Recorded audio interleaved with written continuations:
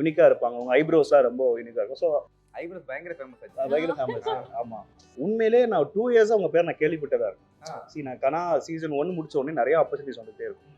So அப்ப நான் கூப்பிடும்போது நான் உங்கள்ட்ட நெறைய வாட்டி சொல்லியிருக்கேன். என்னன்னா அ எந்த ஒரு ஆடிஷன்ஸ் போனாலும், எந்த ஒரு டெஸ்ட் ஷூட்ஸ் போனாலும், பேர் எந்த மாரி இருப்பாங்கன்னு பேசும்போது அந்த அயனி பொண்ணு மாரி தான் ரிசம்பளன்ஸ். அயனி பொண்ணு தான் ரெஃபரன்ஸ். இப்படிதான் ஒரு 2 வருஷமாவே விஜய் டிவில வர ஆப்பர்ச்சுனிட்டிஸ் போய் டெஸ்ட் ஷூட் போவோம். ஜீ தமிழ் போவோம். எங்க போனாலும் இந்த மாரி ரெகுலரா வந்துட்டே இருக்கும். ஸோ என்னடா அவங்க இவங்களே ரிசம்பிள் வச்சு ஒரு ரெஃபரன்ஸ் வச்சா கேட்டே இருக்காங்க அப்படிங்கும்போது.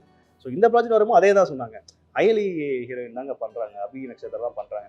நானும் சரி இதுவும் சும்மா தான் சொல்லுவாங்க போல இருக்கு. அவங்க வரமாட்டாங்க. ஏன்னா அவங்க அவங்க ஃபேம் தானே. அயலி பெரிய ஹிட். ஸோ பெரிய ஃபேம். யூனிக்கா இருப்பாங்க. அவங்க ஐப்ரோஸ்லாம் ரொம்ப யூனிக்கா இருக்கும். ஸோ ஐப்ரோஸ் பயங்கர ஃபேமஸ் ஆச்சு. பயங்கர ஃபேமஸ். ஆமா. ஸோ அப்படி இருக்கும்போது பார்த்தா உண்மையில அங்க இருந்தாங்க. அங்க இருந்தாங்க. ஓகே இவங்க வாங்கும்போது அவங்க கன்ஃபார்ம் இருக்கு. உண்மையிலேயே ஒரு 2 இயர்ஸ் கழிச்சு நான் அப்பதான் பார்க்குறேன் அவங்கள. ஓகே. 2 இயர்ஸா பேர் தான் கேள்விப்பட்டே இருப்போம் போற இடத்துல. பட் நேர்ல பார்க்கும்போது சரி இவங்களும் பண்ணாங்கும்போது எனக்கு ஒரு ஹாப்பி. ஓகே ஒரு ஒரு ப்ராப்பர் ஒரு ஆர்டிஸ்ட் கூட ஒர்க் பண்றோம். ஒரு எக்ஸ்பீரியன்ஸான ஸோ நிறைய எக்ஸ்பீரியன்ஸ் ஷேர் பண்ணிக்கலாம் இல்லையா?